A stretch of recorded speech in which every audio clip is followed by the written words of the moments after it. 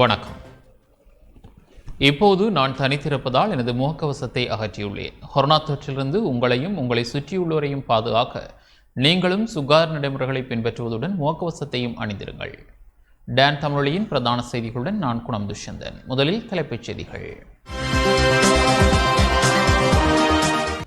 நாட்டில் இன்றும் 3522 பேருக்கு கொரோனா தொற்று. நாட்டை தொடர்ந்து முடக்குமாறு ஐக்கிய தேசிய கட்சியின் தலைவர் ரணில் விக்ரமசிங்க வேண்டுகோள்.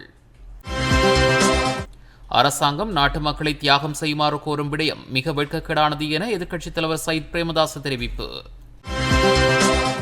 பொலனறுவை மற்றும் அம்பாறை மாவட்டங்களில் நெல் பதுக்கப்பட்ட 6 களஞ்சிய சாலைகள் அரசாங்கத்தினால் முடக்கம். 60 வயதுக்கு மேற்பட்டவர்கள் கொரோனா தடுப்பூசியை விரைவாக பெற்றுக் கொள்ள வேண்டும் என அமைச்சர் ரோஹித அபேகுணவர்த்தன வலியுறுத்தல். ஆப்கானிஸ்தான் தலைநகர் காபூலில் தலிபான்களுடன் சீனா பேச்சுவார்த்தை.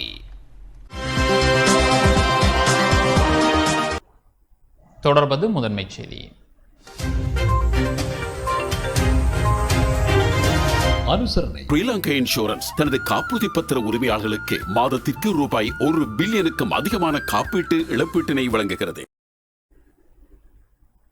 60 வயதுக்கு மேற்பட்டவர்கள் கொரோனா தடுப்பூசியை விரைவாக பெற்றுக்கொள்ள வேண்டும் என அமைச்சர் ரோஹித அபேகுணவர்த்தன தெரிவித்துள்ளார். நாட்டின் அன்புக்குரிய 60 வயதுக்கும் மேற்பட்ட தாய் தந்தையரை தடுப்பூசிகளை ஏற்றிக்கொள்ளுமாறு கேட்டுக்கொள்வதாக துறைமுகங்கள் மற்றும் கப்பற்துறை அமைச்சர் ரோஹித அபேகுணவர்த்தன தெரிவித்துள்ளார். கொழும்பில் இன்று இடம்பெற்ற ஊடகவியலாளர் சந்திப்பின் போது அவர் இதனை தெரிவித்துள்ளார். මේ රටේ ඇති වෙලා තියෙන කොවිඩ් වසංගත තත්ත්වය අපේ රටේ ජීවිත ආරක්ෂා කර ගැනීම වෙනුවෙන් අතිගරු ජනාධිපති ගෝඨාභය රාජපක්ෂ ජනාධිපතිතුමාගේ මඟ පෙන්වීම යටතේ ඊයේ දවස වෙනකොට අපේ රටේ ජනතාවගෙන් நாட்டு மக்களின் உயிரை பாதுகாக்கும் நோக்கில் ஜனாதிபதி கோட்டாபய ராஜபக்சவின் கண்காணிப்பின் கீழ் நேற்று வரையில் 1 கோடிக்கும் அதிகமானோருக்கு முதலாம் தடுப்பூசி வழங்கப்பட்டுள்ளது. 30 வயதுக்கு மேற்பட்டவர்களுக்கு இந்த தடுப்பூசி வழங்கப்பட்டுள்ளது. அவ்வாறு இருப்பினும் குறித்த தொகையினுள் ஆடை தொழிற்சாலை உள்ளிட்ட தொழில்களில் ஈடுபடுபவர்களும் இந்த தடுப்பூசி ஏற்றப்பட்டவர்களுள் உள்ளடங்குகின்றார்கள். 59 லட்சத்துக்கும் அதிகமானவர்கள் 2ஆம் தடுப்பூசியை பெற்றுக் கொண்டுள்ளார்கள். அந்த வகையில் நாட்டு மக்களின் மொத்த சனத்தொகையில் 56% முதலாம் தடுப்பூசியை பெற்றுக் கொண்டுள்ளார்கள். 27% 2ஆம் தடுப்பூசியை பெற்றுக் கொண்டுள்ளார்கள். இந்த கொரோனா தொற்று பரவல் காரணமாக ஐரோப்பா உள்ளிட்ட வளர்ச்சியடைந்த நாடுகளில் வைத்திய நிபுணர்கள் கூட தடுப்பூசி ஏற்றுக்கொள்வதே இந்த தொற்றிலிருந்து விடுபடுவதற்கான ஒரே வழி என்று கூறியுள்ளார்கள். அதன் காரணமாகவே நாம் தடுப்பூசி ஏற்றும் நடவடிக்கையை துரிதப்படுத்தியுள்ளோம். அண்மைய தரவுகளின்படி கொரோனா தொற்றினால் உயிரிழப்பவர்களில் அதிகமானவர்கள் தடுப்பூசியை ஏற்றுக்கொள்ளாதவர்கள் ஆவர். அதுவும் 60 வயதுக்கு மேற்பட்டவர்களே அதிக அளவில் உயிரிழந்துள்ளார்கள். ஆகவே வீடுகளுக்கு சென்றும் நாம் தடுப்பூசிகளை ஏற்றுகின்றோம். அந்த வகையில் அரசாங்கம் என்ற வகையில் தடுப்பூசிகளை ஏற்றுக்கொள்ளுமாறு தாய் தந்தையரிடம் கேட்டுக்கொள்கின்றோம். ජනගහනයෙන් සමස්ත ජනගහනයෙන් 56ක් පළවෙනි මාත්‍රාව, දෙවැනි මාත්‍රාව ජනගහනයෙන් 27ක්.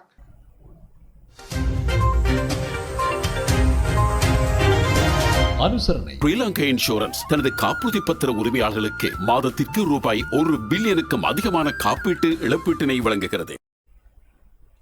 நாட்டை தொடர்ந்தும் முடக்குமாறு ஐக்கிய தேசிய கட்சியின் தலைவர் ரணில் விக்ரமசிங்க வேண்டுகோள் விடுத்துள்ளார். கொரோனா வைரஸ் பரவலை கட்டுப்படுத்துவதற்கு நாட்டை தொடர்ந்து முடக்குமாறு ஐக்கிய தேசிய கட்சியின் தலைவரும் நாடாளுமன்ற உறுப்பினருமான ரணில் விக்ரமசிங்க தெரிவித்துள்ளார். கொழும்பில் இன்று ஊடகவியலாளர்களுக்கு கருத்துரைக்கும் போதே அவர் இதனை தெரிவித்துள்ளார். Mangala Samarira, who spoke to Samantha Powers and requested vaccines for Sri Lanka.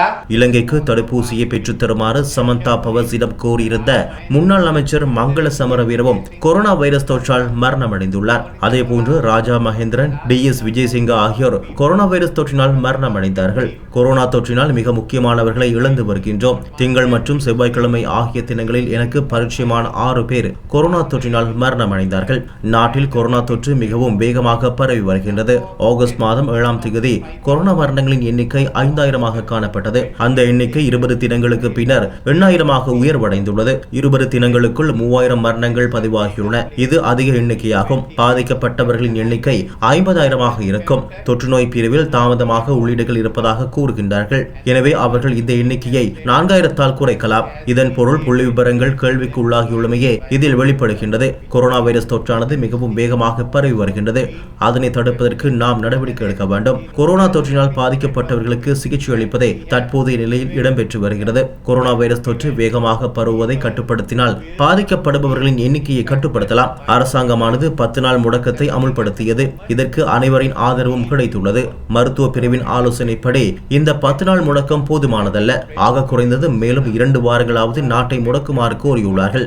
நாட்டை முடக்குவதால் மறுபுறத்தில் பொருளாதார பாதிப்பை எதிர்கொள்ள நேரிடும். ஆனால் நாட்டை முடக்குவதால் ஏற்படும் பாதிப்பை விட முடக்கியதால் ஏற்படும் பாதிப்பு குறைவாகவே காணப்படுகின்றது. இதற்கு தீர்வாக சர்வதேச நாணய நிதியத்திடம் உதவி பெற வேண்டும். ஏற்கனவே நாம் கொரோனா கட்டுப்பாட்டு பணிகளுக்காக சர்வதேச நாணய நிதியத்திடம் இருந்து 720 மில்லியன் அமெரிக்க டாலர்களை பெற்றுள்ளோம். எனவே சுகாதாரத்துறையினரின் ஆலோசனைக்கு அமைவாக நாட்டில் அமல்படுத்தப்பட்டுள்ள முடக்கத்தை நீடிக்குமாறு ஜனாதிபதி, பிரதமர், அமைச்சரவைக்கு நான் பரிந்துரைக்க விரும்புகின்றேன்.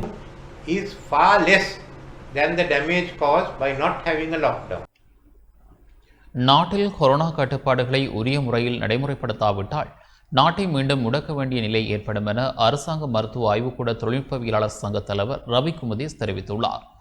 நாட்டு மக்களை அவர்களின் வீடுகளுக்கு வெளியே அனுப்பிவிட்டு அரசாங்கம் நாட்டை முடக்கியுள்ளதாக அரசாங்க மருத்துவ ஆய்வுக்கூட தொழில்நுட்பவியலாளர் சங்க தலைவர் ரவி குமுதேஸ் தெரிவித்துள்ளார். மக்களை வீடுகளுக்குள் வைத்திருப்பதற்கு பதிலாக அவர்களை வெளியே அனுப்பி அரசாங்கம் நாட்டை முடக்கியுள்ளது. விஞ்ஞான ரீதியான முடக்கல் அவசியம். PCR சோதனைகளை அதிகரிக்க வேண்டும் என்ற கோரிக்கைகள் விடுக்கப்பட்டுள்ள போதிலும் நாளாந்த PCR சோதனைகளின் அளவு குறைவடைந்துள்ளது. முக்கிய வீதிகளை அவதானிக்கும் போது அதிகளவானவர்கள் வீதியில் காணப்படுகின்றனர். அவர்கள் தாங்கள் நாளாந்த கடமைகளில் ஈடுபடுகின்றனர் என்பது புலனாகின்றது. விஞ்ஞான ரீதியான முடக்கல்களை கோருவதன் மூலம் நாங்கள் அரசாங்கத்தை கவிழ்க்கவோ அல்லது சுகாதார அதிகாரிகளுக்கும் அரசாங்கத்திற்கும் சிரமத்தை ஏற்படுத்தவோ முயலவில்லை. அடிப்படை தரவுகளை ஆராய்ந்த வழி புதிய கொரோனா வைரஸின் பயணப்பாதை தெளிவாக புரிந்ததன் காரணமாகவே விஞ்ஞான ரீதியான முடக்கலை கோருகின்றோம். அதிகாரிகள் முரணான தரவுகளை வெளியிட்டுள்ள நிலையில் வைரஸ் தனது பாதையில் பயணிப்பதை தொழில்சார் நிபுணர் எவராலும் விளங்கிக் கொள்ள முடியும். இதன் காரணமாக மக்கள் மேலும் வைரஸினால் பாதிக்கப்படாத நிலையை உருவாக்குவது அவசியம். கடந்த சில நாட்களின் தரவுகள் பாதிக்கப்படுபவர்களின் எண்ணிக்கையும் உயிரிழப்பவர்களின் எண்ணிக்கையும் குறைவடையவில்லை என்பதை தெளிவாக காண்பித்துள்ளன. அரசாங்கம் முடக்கலையும் போக்குவரத்து கட்டுப்பாடுகளையும் உரிய முறையில் நடைமுறைப்படுத்தாதன் காரணமாக எதிர்காலங்களில் நோயாளர்கள் எண்ணிக்கை அதிகரிக்கும் போது நாட்டை மீண்டும் முடக்க வேண்டியிருக்கும். வைரஸ் பரவலை கட்டுப்படுத்துவதற்காக அதன் பயண பாதையை துண்டிப்பதை சர்வதேச அளவில் பின்பற்றப்படும் நடைமுறை. இதற்கு 10 நாட்கள் தேவைப்படும். பெருமளவான மக்கள் வீடுகளுக்குள் இருந்தாலே இது சாத்தியமாகும். எதிர்பார்க்கப்பட்ட முடிவுகளை பெறுவதற்கு முடக்கல் நிலையை உரிய விதத்தில் நடைமுறைப்படுத்த வேண்டும் என்பதே அரசாங்க மருத்துவ ஆய்வுக்கூட தொழில்நுட்பவியலாளர் சங்கத்தின் வேண்டுகோள். முடக்கல் நிலையால் எவருக்காவது பாதிப்பு அல்லது அசௌகரியம் ஏற்பட்டால் அதற்கு முடக்கல் நிலையை கோரியவர்களை குறை சொல்லக்கூடாது. சுகாதார அமைச்சின் அதிகாரிகளும் விதிமுறைகளை ஒழுங்காக நடைமுறைப்படுத்த தவறிய அரசாங்கத்தையும் அதற்கு குற்றம் சாட்ட வேண்டும். கட்டுப்பாடுகளையும் விதிமுறைகளையும் உரிய முறையில் நடைமுறைப்படுத்தாவிட்டால் நாட்டை மீண்டும் முடக்க வேண்டிய நிலை ஏற்படும் என அரசாங்க மருத்துவ ஆய்வுக்கூட தொழில்நுட்பவியலாளர் சங்க தலைவர் ரவி குமுதேஸ் குறிப்பிட்டுள்ளார். தனிமைப்படுத்தல் ஊரடங்கை நீடிப்பது குறித்து நாளை தீர்மானிக்கப்பட உள்ளது.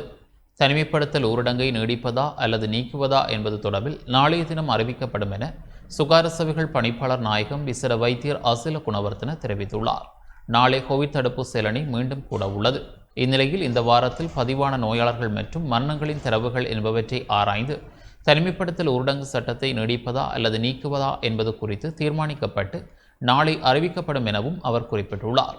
சுகாதார நடைமுறைகளை பொதுமக்கள் முறையாக பின்பற்றி தங்களது வீடுகளில் இருந்தால் எதிர்வரும் 2 வாரங்களில் கோவிட் நோயாளர்கள் மற்றும் மரணங்களில் வீழ்ச்சி ஏற்படும் என சுகாதார சேவைகள் பணிப்பாளர் நாயகம் விசேட வைத்தியர் அசில குணவர்த்தன மேலும் குறிப்பிட்டுள்ளார்.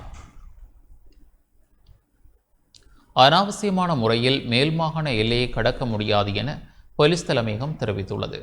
மேல் மாகாண எல்லையை கடக்க முற்பட்டால் கடுமையான சட்ட நடவடிக்கை எடுக்கப்படும் என போலீஸ் தலைமையகம் தெரிவித்துள்ளது. கொழும்பில் இன்று ஊடகங்களுக்கு வெளியிட்டுள்ள அறிக்கையிலேயே இந்த விடயம் சுட்டிக்காட்டப்பட்டுள்ளது. மேல் மாகாண எல்லையை கடக்க முற்பட்ட 384 வாகனங்களில் பயணித்த 743 நபர்கள் சோதனைக்கு உட்படுத்தப்பட்டுள்ளனர். அதேவேளை மேல் மாகாணத்தின் 13 நுழைவாயில்களின் ஊடாக மேல் மாகாணத்தினுள் நுழைய முற்பட்ட 559 வாகனங்களில் பயணித்த 1027 பேர் சோதனைக்கு உட்படுத்தப்பட்டுள்ளனர். இவ்வாறாக அனாவசியமான முறையில் மேல் மாகாண எல்லையை கடக்க முடியாது எனவும் அவ்வாறு கடக்க முற்பட்டால் கடுமையான சட்ட நடவடிக்கை எடுக்கப்படும் எனவும் போலீஸ் தலைமையகம் தெரிவித்துள்ளது. அதேவேளை அத்தியாவசிய சேவையில் ஈடுபடுவோருக்கு மாத்திரம் கொழும்பினுள் நுழைய அனுமதி வழங்கப்பட்டுள்ளதாகவும் போலீஸ் தலைமையகம் மேலும் சுட்டிக்காட்டியுள்ளது. அரசாங்கம் நாட்டு மக்களை தியாகம் செய்யுமாறு கோரும் விடயம் மிக வெட்கக்கேடானது என எதிர்க்கட்சித் தலைவர் சயித் பிரேமதாச தெரிவித்துள்ளார். மக்களை தியாகம் செய்யுமாறு கேட்கும் அரசாங்கமே அத்தியாவசிய உணவுப் பொருட்களின் விலையை வரலாறு காணாத அளவுக்கு உயர்த்தியுள்ளதாக எதிர்க்கட்சித் தலைவர் சயித் பிரேமதாச தெரிவித்துள்ளார். தற்போதைய நிலை தொடர்பில் வெளியிட்டுள்ள அறிக்கையில் இவ்வாறு குறிப்பிட்டுள்ளார். கொரோனா தாக்கத்தினால் தனிமைப்படுத்தப்பட்ட குடும்பங்களுக்கு இதுவரை வழங்கப்பட்ட அத்தியாவசிய உணவுப் பொருட்கள் உள்ளடங்கிய 10,000 ரூபாய் பெறுமதியான நிவாரணப் பொதியை மட்டுப்படுத்தி தெரிவு செய்யப்பட்ட நபர்களுக்கு மட்டும் நிவாரணப் பொதியை வழங்க அரசாங்கம் தீர்மானித்துள்ளது. இதனூடாக அரசாங்கத்தின் மனிதாபிமானமற்ற தன்மையை விளங்கிக் கொள்ள முடிகின்றது. கொரோனா தாக்கத்தை கருத்தில் கொண்டு மூடப்பட்ட பல நாடுகள் தங்களின் மக்களின் வாழ்க்கை நிலையை அறிந்து நிவாரணப் பொதிகளை வழங்கியுள்ளன. ஆனால் இலங்கையில் நடப்பது என்னவென்றால், எங்கள் செல்வாக்கின் காரணமாக மக்களுக்கு வழங்கப்பட்ட குறைந்தபட்ச நிவாரணப் பொதி கூட நிறுத்தி வைக்கப்பட்டுள்ளது. நாட்டு மக்களும் தியாகம் செய்ய வேண்டுமென அரசாங்கம் குறிப்பிடுகின்றது. ஆனால் கொரோனா அச்சுறுத்தல் ஆரம்பித்த நாளிலிருந்து மக்கள் செய்த தியாகங்களை அரசாங்கம் பார்க்கவில்லை போலவும் தெரியாது என்பது போலவும் இருப்பதை நம்ப முடியாதுள்ளது. மக்களை தியாகம் செய்யுமாறு கேட்கும் அரசாங்கமே அத்தியாவசிய உணவுப் பொருட்களின் விலையை வரலாறு காணாத அளவுக்கு உயர்த்தியுள்ளது. நாட்டு மக்கள் தங்களின் ஊதியத்தில் 66% உணவுக்காக செலவழிக்கும் நிலையை அரசாங்கம் ஏற்படுத்தியுள்ளது. செல்வந்தர்களுக்கு வரிச்சலுகை அளிக்கப்பட்டுள்ளது. ஒரு நாளைக்கு 3 வேளை போக ஒருவேளை உணவை கூட உண்ணாமல் பெருமூச்சு விடும் 100,000கணக்கான மக்கள் வசிக்கும் ஒரு நாட்டில் தியாகம் செய்யுமாறு அரசாங்கம் மக்களிடம் கேட்பதை விட பெரிய கோரிக்கை எதுவும் இல்லை என எதிர்க்கட்சித் தலைவர் சயித் பிரேமதாச குறிப்பிட்டுள்ளார். ஆஸ்திரேலியாவுடன் பரஸ்பர ஒத்துழைப்பை வலுப்படுத்தல் தொடர்பில் வெளிநாட்டு அமைச்சர் ஜிஎல் பீரிஸ் கலந்துரையாடியுள்ளார். வெளிவார அமைச்சர் பேராசிரியர் ஜிஎல் பீரிஸை மரியாதை நிமித்தமாக ஆஸ்திரேலியாவின் உயர்ஸ்தானிகர் டேவிட் ஹாலி நேற்று சந்தித்துள்ளார். இதன்போது ஆஸ்திரேலியாவுடன் இருதரப்பு உறவுகளை மேம்படுத்துவதற்கான வழிகள் குறித்து கலந்துரையாடப்பட்டுள்ளது. பல முனைகளில் ஆஸ்திரேலியா தொடர்ந்தும் நல்கிய உதவியை பாராட்டிய வெளிநாட்டு அமைச்சர் பீரிஸ் குறிப்பாக கடல் மார்க்கமான ஒழுங்கற்ற இடம்பெயர்வு, COVID-19 எதிர்த்து போராடுதல், கல்வி, தொழில்நுட்பம் மற்றும் தொழிற்பயிற்சி, பொருளாதார மற்றும் முதலீட்டுத் துறைகளில் ஆஸ்திரேலியாவில் ஈடு செய்யப்பட்ட ஒத்துழைப்பை அதிகரிப்பதற்கான இலங்கையின் அர்ப்பணிப்பு மற்றும் ஆர்வத்தை வலியுறுத்தினர்.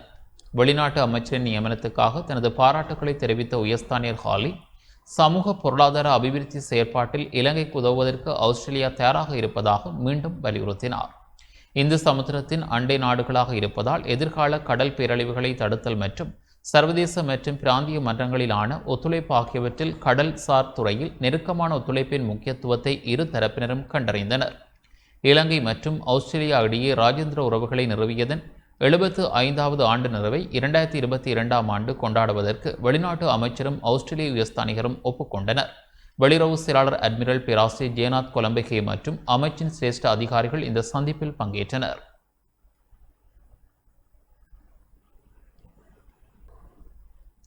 நாட்டில் 3522 பேருக்கு கொரோனா தொற்று உறுதிப்படுத்தப்பட்டுள்ளது. நாட்டில் கொரோனா தொற்றுக்குள்ளானவர்களின் மொத்த எண்ணிக்கை 4,11,290 அதிகரித்துள்ளது. இன்று மேலும் 3522 பேருக்கு கொரோனா தொற்று உறுதிப்படுத்தப்பட்டுள்ளதாக இராணுவ தளபதி ஜெனரல் ஷவேந்திர சில்வா அறிவித்துள்ளார்.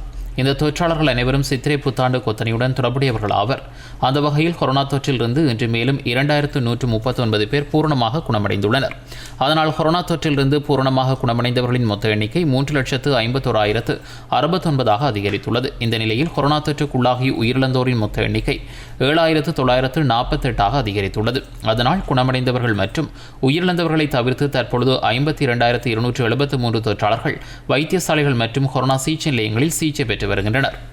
சர்வதேச தரவுகளின் அடிப்படையில் நேற்றைய நாளில் மாத்திரம் கொரோனா மரணங்கள் பதிவான நாடுகளின் பட்டியலில் இலங்கை 14வது இடத்தில் பதிவாகியுள்ளது. சர்வதேச ரீதியில் நேற்று அமெரிக்காவில் அதிக கொரோனா மரணங்கள் பதிவாகியுள்ளன. 1230க்கும் அதிகமான மரணங்கள் அங்கு பதிவாகியுள்ளன. உலகளாவிய ரீதியில் நேற்றைய நாளில் 10,800க்கும் அதிகமான மரணங்கள் பதிவாகியுள்ளன. அதற்கமைய சர்வதேச கொரோனா மரணங்களின் எண்ணிக்கை 44,75,000 கடந்துள்ளது. இந்த நிலையில் நேற்று மாத்திரம் இலங்கையில் பதிவான கொரோனா மரணங்களின் எண்ணிக்கையின் அடிப்படையில் அதிக மரணங்கள் பதிவான நாடுகளில் இலங்கை 14வது இடத்தை பிடித்துக் கொண்டுள்ளது. கொரோனா தொற்று காரணமாக வவுனியாவில் 6 மாத குழந்தை ஒன்று உயிரிழந்துள்ளது. குழந்தைக்கு சுகையீனம் ஏற்பட்ட நிலையில் வவுனியா மாவட்ட பொது வைத்தியசாலையில் குழந்தை அனுமதிக்கப்பட்டது. இதன்போது மேற்கொள்ளப்பட்ட PCR பரிசோதனையில் கொரோனா தொற்று இருப்பது உறுதி செய்யப்பட்டது. அதனையடுத்து வைத்தியசாலை கொரோனா விடுதியில் அனுமதிக்கப்பட்டு சிகிச்சை வழங்கப்பட்ட போதும் சிகிச்சை பலனின்றி குழந்தை இன்று அதிகாலை உயிரிழந்துள்ளது. இதேவேளை வவுனியா தோணிக்கல் பகுதியைச் சேர்ந்த வயதான பெண் ஒருவரும் கொரோனா தொற்றுக்கு இலக்காகி நேற்றிரவு உயிரிழந்துள்ளார். யாழ்ப்பாணம் போதனா வைத்தியசாலை வீதியில் அமைந்துள்ள கொமர்ஷியல் வங்கியின் பிரதான கிளையில் பணியாற்றும் 12 பேருக்கு கொரோனா தொற்று உறுதி செய்யப்பட்ட நிலையில் வங்கி தற்காலிகமாக மூடப்பட்டுள்ளது. அந்த கிளையில் பணியாற்றும் 40 உத்தியோகஸ்தர்கள், சுத்திகரிப்பு தொழிலாளிகள் சுய தனிமைப்படுத்தப்பட்டுள்ளனர். 34 பேரிடம் நேற்று மாதிரிகள் பெறப்பட்டு PCR பரிசோதனைக்கு உட்படுத்தப்பட்டது. அவர்களில் சுத்திகரிப்பு தொழிலாளி ஒருவர் உட்பட 12 பேருக்கு கொரோனா தொற்று உறுதிப்படுத்தப்பட்டுள்ளது. அதனால் அங்கு பணியாற்றும் 40 உத்தியோகஸ்தர்களை சுய தனிமைப்படுத்தி கொமர்ஷியல் வங்கியின் யாழ்ப்பாண பிரதான கிளையை தற்காலிகமாக மூட மாநகர சுகார மருத்துவ அதிகாரி பாவண்ணா சஞ்சீவன் அறிவுறுத்தியுள்ளார். அங்கு நிரந்தர கடமையாற்றுபவர்கள் தவிர்ந்த வேறு கிளைகளில் பணியாற்றும் உத்தியோகஸ்தர்களை கடமைக்கு அமர்த்தி உரிய சுகார நடைமுறைகளின் கீழ் கிளையின் நடவடிக்கைகளை மீள ஆரம்பிக்கலாம் என பொது சுகார பரிசோதகர் அறிவுறுத்தல் வழங்கியுள்ளார். பதுளை பொது வைத்தியசாலையில் வைத்தியர்கள் உள்ளடங்கலாக நிர்வாக பிரிவில் 120 பேருக்கு கொரோனா வைரஸ் தொற்று உறுதிப்படுத்தப்பட்டுள்ளதாக வைத்தியசாலையின் கொரோனா சிகிச்சை பிரிவுக்கு பொறுப்பான வைத்தியர் பாலித ராஜபக்ஷ தெரிவித்துள்ளார். கொரோனா தொற்றாளர்களுக்கு சிகிச்சை அளிக்கும் வைத்தியர்கள் உள்ளடங்கலாக நிர்வாக பிரிவில் 95 பேர் இம்மாதத்துக்குள் தொற்றுக்கு உள்ளாகியுள்ளனர். அவர்களில் 60 பேர் தொடர்ந்தும் தனிமைப்படுத்தப்பட்டுள்ளனர். பதுளை பொது வைத்தியசாலையின் விசேட வைத்தியர்கள் 3 உள்ளிட்ட 11 வைத்தியர்கள், தாதியர்கள் 13 பேர், குடும்ப சுகார சேவை அதிகாரிகள் 8 பேர், ஏனைய அதிகாரிகள் 11 பேர், சிற்றூழியர்களில் சாரதி, பாதுகாவலர்கள் உள்ளிட்டவர்களுக்கு இவ்வாறு தொற்று உறுதிப்படுத்தப்பட்டுள்ளது. கம்பஹா மாவட்டத்தில் 55 கிராம சேவர்கள் கொரோனா வைரஸ் தொற்றினால் பாதிக்கப்பட்டுள்ளனர் என்றும் மேலும் 81 கிராம சேவர்கள் தனிமைப்படுத்தப்பட்டுள்ளனர் என்றும் இலங்கை கிராம சேவர்கள் சங்கத்தின் கம்பஹா மாவட்ட தலைவர் காமினி ரணதுங்க தெரிவித்துள்ளார்.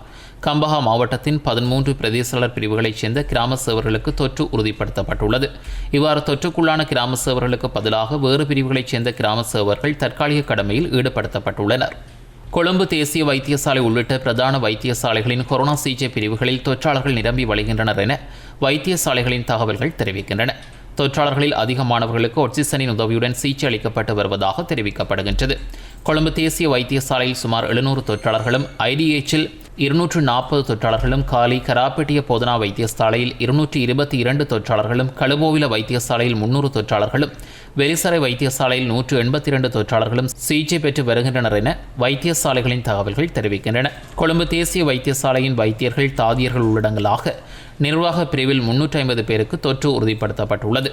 கலவான போலீஸ் நிலையத்தின் பொறுப்பதிகாரி உள்ளிட்ட 10 பேருக்கு கொரோனா வைரஸ் தொற்று உறுதிப்படுத்தப்பட்டுள்ளது. போலீஸ் அதிகாரிகளுக்கு மேற்கொள்ளப்பட்ட PCR பரிசோதனையிலேயே 10 பேருக்கு தொற்று உறுதிப்படுத்தப்பட்டுள்ளது. போலீஸ் பரிசோதகர், உப போலீஸ் பரிசோதகர் உள்ளிட்ட 10 பேருக்கே கொரோனா தொற்று உறுதிப்படுத்தப்பட்டுள்ளது.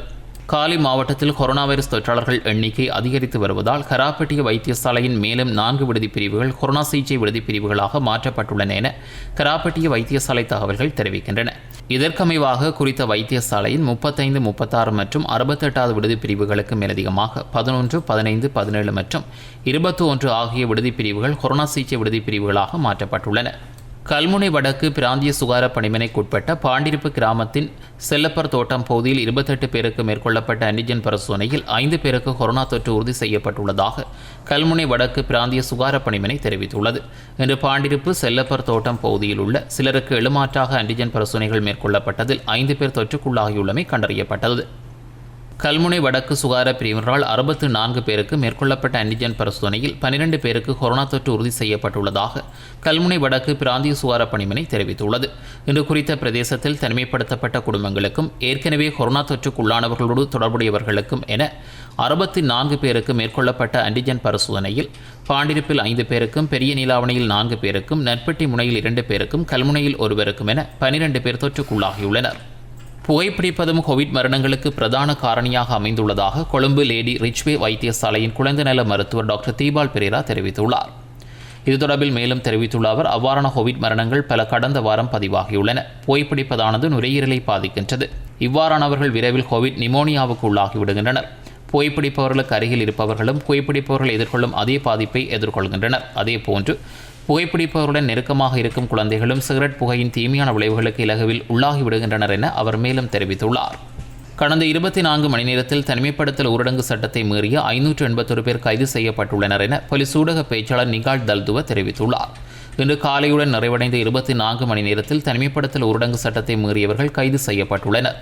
அதற்கமைய தனிமைப்படுத்தல் சட்டத்தை மீறிய குற்றச்சாட்டில் கடந்த ஆண்டு முதல் கைது செய்யப்பட்டவர்களின் மொத்த எண்ணிக்கை 58,995 அதிகரித்துள்ளது என குறிப்பிட்டுள்ளார். கொரோனா வைரஸ் பரவலை கருத்தில் கொண்டு 18 தொடக்கம் 30 வயதுக்குட்பட்டவர்களுக்கு கோவிட் தடுப்பூசிகளை விரைவில் பெற்றுக் கொடுக்குமாறு ஆடை தொழிற்சாலை உரிமையாளர்கள் அரசாங்கத்திடம் கோரிக்கை விடுத்துள்ளனர். இது தொடர்பில் மேலும் கருத்துரைத்துள்ள ஆடை தொழிற்சாலை உரிமையாளர்கள் 18 தொடக்கம் 30 வயதுக்கு இடைப்பட்டவர்களுக்கு விரைவில் தடுப்பூசி பெற்றுக் கொடுக்கப்படுமாயின் ஆடை தொழிற்சாலை நடவடிக்கைகளை எவ்வித தடைகளுமின்றி முன்னெடுத்து செல்ல முடியும். நாடளாவிய ரீதியில் உள்ள அனைத்து ஆடை தொழிற்சாலைகளிலும் 18 தொடக்கம் 30 வயதுக்கு உட்பட்ட இளைஞர் யுவதிகளே அதிகம் பணியாற்றி வருகின்றனர். இந்த வயதுக்கு உட்பட்ட அநேகமான பணியாளர்கள் கொரோனா வைரஸ் தொற்றினால் பாதிக்கப்பட்டுள்ளனர். இது தொடர்பில் கோவிட்-19 பரவலை தடுப்பதற்கான தேசிய சேலனியின் தலைவர் இராணுவ தளபதி ஜெனரல் ஷவேந்திர சில்வாவின் கவனத்துக்கு கொண்டு சென்ற போது 18 தொடக்கம் 30 வயதுக்கு இடைப்பட்டவர்களுக்கு தடுப்பூசி வழங்கும் நடவடிக்கை ஆரம்பிக்கப்படும் என்று தெரிவித்தார். குறித்த தரப்பினருக்கு தடுப்பூசி பெற்றுக் கொடுக்கும் நடவடிக்கையை விரைவுபடுத்த உள்ளதாகவும் அவர் தெரிவித்துள்ளார். எனவே குறித்த நடவடிக்கையை கூடிய விரைவில் முன்னெடுத்தால் ஆடை தொழிற்சாலை நடவடிக்கைகளை எவ்வித பாதிப்புமின்றி முன்னெடுத்து செல்ல முடியும். 30 வயதுக்கு மேற்பட்டவர்களில் 100க்கு 55% 2 தடுப்பூசிகளையும் பெற்றுக் கொண்டுள்ளனர். நாட்டில் கொரோனா தடுப்பூசி செலுத்திக் கொண்டவர்களின் எண்ணிக்கை அதிகரித்துள்ளது. நாட்டில் கொரோனா தடுப்பூசி செலுத்திக் கொண்டோரின் எண்ணிக்கை அதிகரித்துள்ளதாக சுகாதார அமைச்சின் தொற்று நோயியல் பிரிவு அறிக்கை வெளியிட்டுள்ளது. நேற்றைய தினத்தில் மாத்திரம் 15,548 பேருக்கு சீனாவின் சினோஃபார்ம் தடுப்பூசியின் முதலாவது டோஸ் ஏற்றப்பட்டுள்ளதாக அறிக்கையில் தெரிவிக்கப்பட்டுள்ளது. மேலும் சினோஃபார்ம் தடுப்பூசியின் 2வது டோஸ் நேற்று 93,434 பேருக்கு வழங்கப்பட்டுள்ளதாகவும் தொற்று நோயியல் பிரிவு குறிப்பிட்டுள்ளது. இதேவேளை இதுவரை 8,81,230 பேருக்கு கோவிஷீல்டு தடுப்பூசியின் 2வது டோஸ் போடப்பட்டுள்ளதுடன் 1,59,088 பேருக்கு ஸ்புட்னிக் வி தடுப்பூசியின் முதலாவது டோஸ் போடப்பட்டுள்ளது. மேலும் 25,489 பேருக்கு ஸ்புட்னிக் வி தடுப்பூசியின் 2வது டோஸ் ஏற்றப்பட்டுள்ளது. அதேபோல் இதுவரை 3,02,619 பேருக்கு ஃபைசர் தடுப்பூசியின் முதலாவது டோஸ் ஏற்றப்பட்டுள்ள நிலையில் 1,04,531 பேருக்கு ஃபைசர் தடுப்பூசியின் 2வது டோஸ் வழங்கப்பட்டுள்ளது. இந்நிலையில் 7,71,441 பேருக்கு மொடர்னா தடுப்பூசியின் முதலாவது டோஸ் போடப்பட்டுள்ளதாகவும் மொடர்னா தடுப்பூசியின் 2வது டோஸ் 4,94,439 பேருக்கு ஏற்றப்பட்டுள்ளதாகவும் தொற்று நோயியல் பிரிவு வெளியிட்ட அறிக்கையில் குறிப்பிடப்பட்டுள்ளது. இதேவேளை இலங்கையில் அபிவிருத்தி பணிகளில் ஈடுபட்டுள்ள சீன பிரஜைகள் 2,865 பேருக்கு சைனோஃபார்ம் தடுப்பூசியின் முதலாவது டோஸ் போடப்பட்டுள்ளதுடன் 2,435 பேருக்கு 2வது டோஸ் வழங்கப்பட்டுள்ளதாகவும் சுகாதார அமைச்சின் தொற்று நோயியல் பிரிவு வெளியிட்டுள்ள அறிக்கையில் குறிப்பிடப்பட்டுள்ளது. நடமாடும் தடுப்பூசி திட்டம் இன்று 4வது நாளாகவும் வவுனியா மாவட்டத்தில் இராணுவத்தினரால் முன்னெடுக்கப்பட்டது. இன்று வவுனியா மகாரம்பி குளத்தில் வசிக்கும் 60 வயதுக்கு மேற்பட்டோருக்கு அஸ்ட்ராசெனகா தடுப்பூசி செலுத்தப்பட்டது. வவுனியா மகாரம்பை குளத்தில் உள்ள மதுரை வீரன் ஆலயத்தில் இடம்பெற்ற முகாமில் இராணுவ உயர் அதிகாரிகள், இராணுவத்தினர், வயோதிபர்கள் பங்கேற்றனர். மன்னார் மாவட்டத்தில் மூத்த பிரஜைகளுக்கு வீடு வீடாக சென்று கொரோனா தடுப்பூசி வழங்கும் நடவடிக்கை முன்னெடுக்கப்பட்டுள்ளது. மன்னார் பிராந்திய சுகார சபைகள் பணிமனை மற்றும் பிராந்திய சுகார வைத்திய அதிகாரிகள் பணிமனை ஆகியன இணைந்து தடுப்பூசி செலுத்தும் பணிகளில் ஈடுபட்டுள்ளன. மன்னார் நகர், முசலி, நானாட்டான், மடு, மாந்தை மேற்கு சுகார வைத்திய அதிகாரிகள் பிரிவில் முற்பதிவு மேற்கொண்ட 60 வயதுக்கு மேற்பட்ட மூத்த பிரஜைகளுக்கு அஸ்ட்ராசெனகா தடுப்பூசிகளின் முதல் தடுப்பூசி இன்று வீடுகளுக்கு சென்று வழங்கப்பட்டது. தொடர்ச்சியாக இந்த வாரம் முழுவதும் மூத்த பிரஜைகளுக்கு வீடுகளுக்கே சென்று தடுப்பூசி செலுத்தும் நடவடிக்கை முன்னெடுக்கப்படுவதாக அதிகாரிகள் குறிப்பிட்டுள்ளனர்.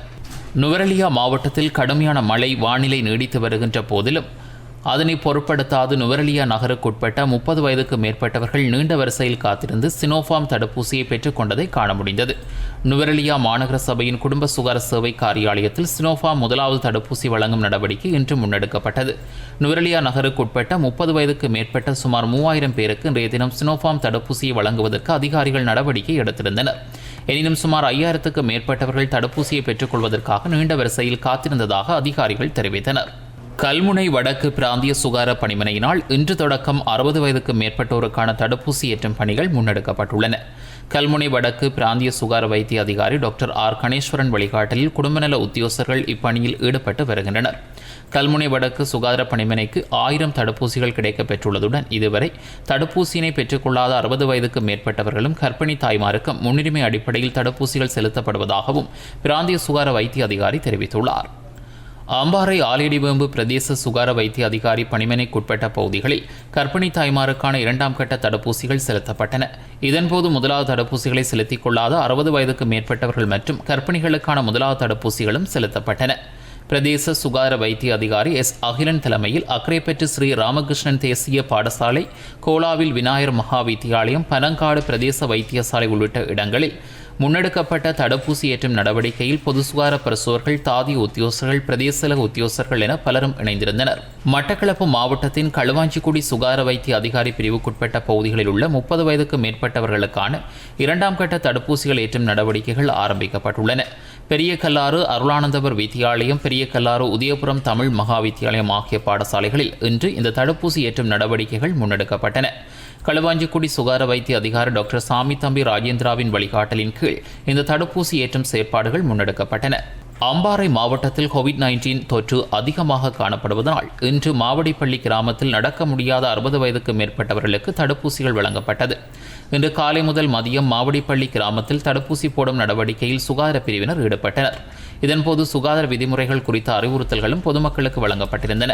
மட்டக்களப்பு காத்தாங்குடியில் இலங்கை இராணுவத்தினரின் ஏற்பாட்டில் 60 வயதுக்கு மேற்பட்டவர்களுக்கான அஸ்ட்ராசெனகா தடுப்பூசி இன்று போடப்பட்டன.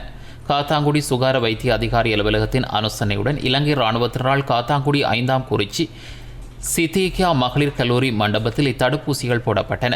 இதன்போது மட்டக்களப்பு கல்லடி 231வது படைப்பிரிவின் பிரிகேடியர் கர்னல் திலீப் பண்டார இத்தடுப்பூசி போடும் நிகழ்வை காத்தாங்குடிக்கு சென்று பார்வையிட்டார்.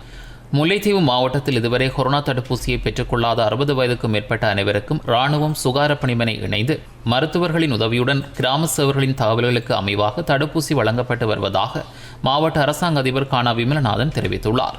முல்லைத்தீவு மாவட்ட கொரோனா நிலவரம் தொடர்பில் ஊடகங்களுக்கு கருத்து வெளியிடுகையில் இவ்வாறு குறிப்பிட்டார்.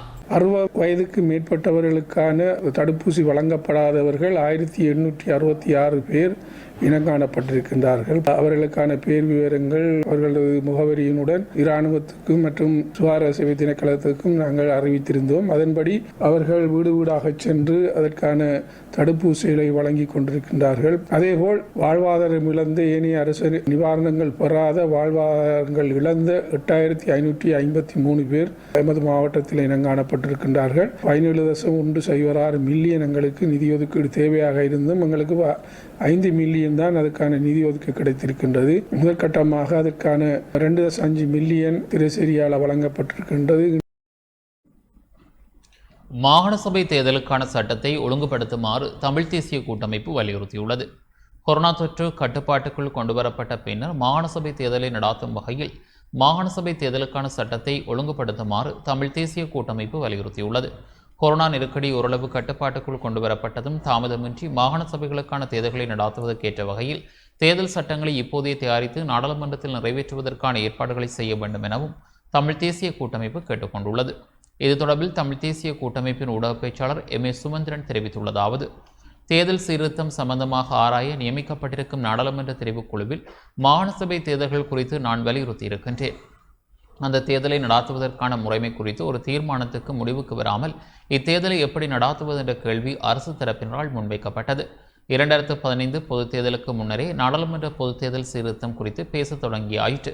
நாம் பல கட்டங்களில் ஆராய்ந்து வருகின்றோம். அந்த ஆராய்வுகள் தொடர்பில் ஒரு முடிவும் இன்னமும் எட்டப்படவில்லை. ஆனால் அதற்காக நாடாளுமன்ற தேர்தலை நாம் நடாத்தாமல் இருக்கவில்லை. அதற்கு பின்னர் 2 பொதுத் தேர்தல்களை 2015 2020 நடாத்தியுள்ளோம். அது மாதிரித்தான் மாகாண சபை தேர்தல்களும் கையாளப்பட வேண்டும். அந்த தேர்தல்களை எப்படி மறுசீரமைத்து நடாத்துவது என்ற சர்ச்சையில் ஒரு முடிவு எட்டப்படவில்லை என்பதற்காக தேர்தல்களை நடாத்தாமல் நீண்ட பல வருடங்களாக அதனை நிலுவையில் வைத்திருக்க முடியாது. அது மக்களின் இறமையில் தலையிடும் ஜனநாயக விரோத போக்கு. இருந்த பழைய முறைகளில் மாகாண சபை தேர்தலை நடாத்தி அவற்றை இயக்குவோம். அத்தேர்தல் மறுசீரமைப்பு தொடர்பில் இணக்கப்பாடு வரும்போது அந்த முறைமைக்கு மாறலாம். தேர்தல் முறைமைக்கான இணக்கப்பாடு வரவில்லை என்ற காரணத்தை காட்டி அத்தேர்தல்களை நடாத்தாமல் மாகாண சபைகள் ஜனநாயக முறைமையில் இயங்குவதை இல்லாமல் செய்யாதீர்கள். இதுவரை இருந்து இப்போது இல்லாமல் ஆக்கப்பட்டிருக்கும் மாகாண சபைகள் தேர்தல் சட்டத்தை அப்படியே மீள கொண்டு வர முடியும். அதற்கு 2 மார்க்கங்கள் இருக்கின்றமையை தேர்தல் சீர்திருத்தத்துக்கான நாடாளுமன்ற தெரிவுக்குழுவின் கூட்டத்தில் நான் விவரித்துள்ளேன். அதனை சட்டமாதிபர் திணைக்களமும் ஏற்றுக்கொண்டுள்ளது. அந்த முறைமையில் ஒன்றின் கீழ் தேர்தலை நடாத்துவதற்கான சட்ட ஏற்பாடுகளை அரசு இனியும் காலம் பிந்தாமல் முன்னெடுக்க வேண்டும். அத்தகைய முயற்சிகளை ஆரம்பித்தால் 1 மாத காலத்துக்குள் பழைய மாகாண சபை தேர்தல் சட்டங்களை நடைமுறைக்கு கொண்டு வந்துவிட முடியும். இத்தகைய 2 மார்க்கங்களில் ஒன்றின் கீழ் பழைய மாகாண சபை தேர்தல் சட்டத்தை மீள் நடைமுறைக்கு கொண்டு வருவதற்கான தனிநபர் சட்டமூலம் ஒன்றை கடந்த நல்லாட்சி அரசின் காலத்தில் 2019 ஆகஸ்ட் 19 நான் நாடாளுமன்றில் சமர்ப்பித்திருந்தேன். 1988 ஆண்டின் 2ஆம் இலக்க மாகாண சபைகள் தேர்தல் சட்டத்தை நிறுவுவதற்கான சட்டம் என்ற பெயரில் என்னால் சமர்ப்பிக்கப்பட்ட அதே தனிநபர் சட்ட மூலத்தை தேவையானால் இப்போதும் என்னால் மீண்டும் சமர்ப்பிக்க முடியும். அரசு இது விடயத்தில் நடவடிக்கை எடுக்காவிட்டால் நான் சமர்ப்பிக்கக்கூடிய தனிநபர் சட்டமூலத்தையாவது தன்னுடையதாக ஏற்று சட்டமாக்க நடவடிக்கை எடுக்கலாம். எது எப்படி என்றாலும் இனிமேலும் காலம் தாமதம் செய்யாமல் மாகாண சபை தேர்தலுக்கான நடவடிக்கை எடுக்குமாறு குறிப்பிட்டார்.